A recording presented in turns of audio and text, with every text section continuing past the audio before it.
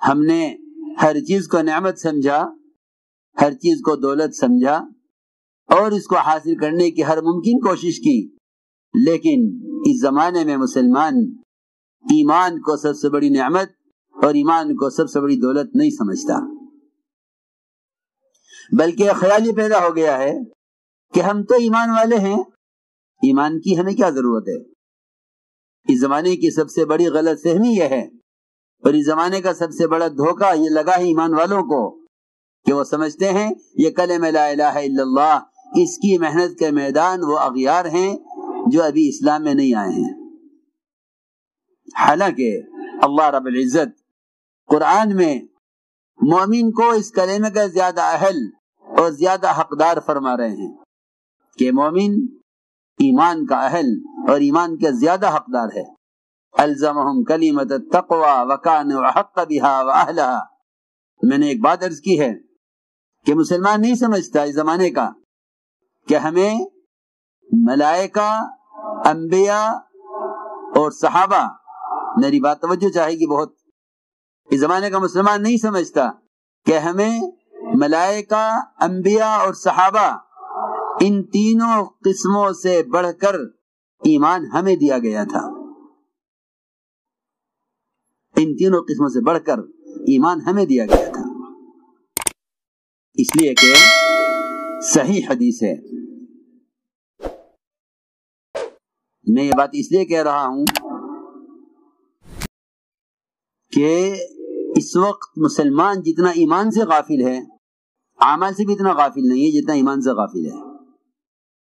حالانکہ حقیقت یہ ہے کہ ایمان کے بغیر نہ اعمال پر استقامت ہو سکتی ہے، نہ ایمان کے بغیر اس کو باطل پر غلبہ مل سکتا ہے، نہ ایمان کے بغیر اللہ کے وعدے اس کے لیے پورے ہو سکتے ہیں، اور نہ ایمان کے بغیر اس کے کسی عمل میں اخلاص ہو سکتا ہے، اور نہ ایمان کے بغیر اسے اپنے دین پر استقامت ہو سکتی ہے۔ یہ جو بنیادی چیزیں ہیں، کیونکہ سارے وعدے یقین پر ہیں، سارا اخلاص یقین میں ہے، سارا غلبہ یقین پر ہے،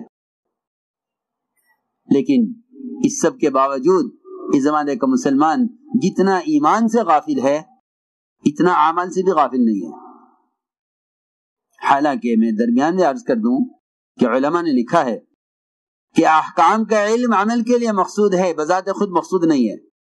علم برائے عمل ہے، علم برائے علم نہیں ہے، علم برائے عمل ہے۔ جب علم برائے عمل ہے تو علم سے فراغت ہو جائے گی، لیکن ایمان برائے ایمان نہیں ہے۔ اللہ کی توحید کا بیان کرنا، اللہ کی توحید کو بیان کرنا بذات خود مقصود ہے۔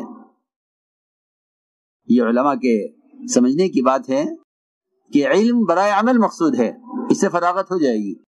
نماز کا علم اندر آ گیا ہے، اس کے مطابق نماز پڑھو، روزے کا علم اندر آ گیا ہے، اس کے مطابق روزہ رکھو، زکوٰۃ کا علم معلوم ہو گیا ہے، اس کے مطابق زکوٰۃ دو، حج کا علم اندر داخل ہو گیا ہے، اس کے مطابق حج کرو۔ آپ ہر نماز میں کتاب کھول کر نہیں دیکھتے کہ نماز کا طریقہ کیا ہے، آپ حج کرتے ہیں، حج کا طریقہ آپ کو معلوم ہے، آپ زکوٰۃ دیتے ہیں، آپ کو مال کی مقدار معلوم ہے اپنے، اور اس پر زکوٰۃ کی مقدار آپ کو معلوم ہے، لیکن ایمان سے مومن کو فراغت نہیں ہے۔ تو میں نے عرض کیا کہ وہ ایمان جو اس امت کو ملائکہ، انبیاء اور صحابہ سے بڑھ کر دیا گیا تھا، اس زمانے کے مسلمان نے سب سے زیادہ ایمان کو ضائع کیا ہے۔ صحیح حدیث ہے، یہ فرمایا حضور اکرم صلی اللہ علیہ وسلم نے اپنے صحابہ سے فرمایا کہ بتاؤ سب سے افضل ایمان کس کا ہے؟ پوچھا صحابہ سے افضل ایمان کس کا ہے؟ صحابہ نے عرض کیا کہ سب سے افضل ایمان تو ملائکہ کا ہو سکتا ہے۔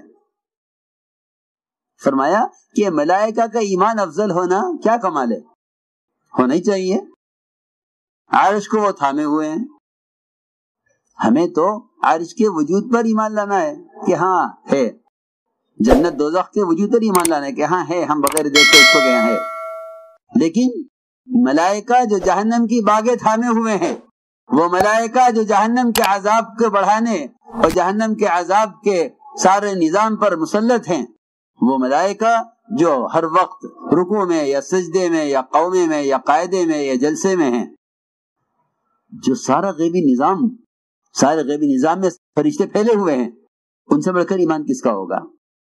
صحابہ نے عرض کیا کہ یا رسول اللہ، افضل ایمان تو انہی کا ہو سکتا ہے جو ایک اللہ کے مقرر مخلوق ملائکہ ہیں۔ فرمایا ان کا ایمان ایسے کیوں نہ ہو، اور ان کا ایسا ایمان ہونے کیا کمال ہے؟ ان کا ایمان ایسا ہونی چاہیے کیونکہ وہ سارا غیبی نظام دیکھ رہے ہیں۔ صحابہ نے سوچ کر عرض کیا کہ پھر تو ایسا ایمان انبیاء علیہ السلام کا ہو سکتا ہے۔ آپ نے فرمایا انبیاء علیہ السلام کا ایمان ایسا کیوں نہ ہو، انبیاء کا ایمان ایسا کیوں نہ ہو کہ ان پر وحی آتی ہے، ان کے پاس ملائکہ آتے ہیں، جبرائیل وحی لے کر آتے ہیں، پھر بعد انبیاء علیہ السلام کو آسمان پر اٹھایا گیا، سارا نظام انہوں نے دیکھا۔ ادریس علیہ السلام نے آسمانوں کی سیر کی ہے، حضور اکرم صلی اللہ علیہ وسلم نے آسمانوں کی سیر کی ہے۔ آپ نے فرمایا کہ انبیاء کا ایمان ایسے کیوں نہ ہو، کیا کمال ہے اس میں؟